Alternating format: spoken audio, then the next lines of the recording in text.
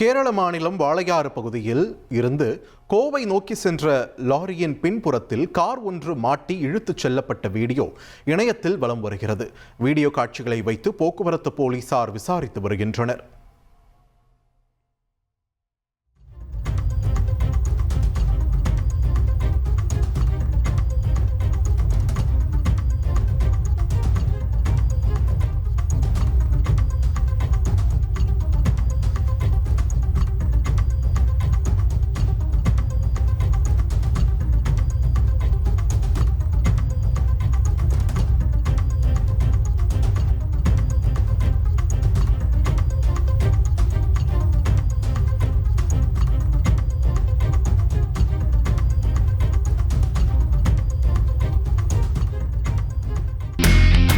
இனி செல்லும் இடமெல்லாம் செய்தி.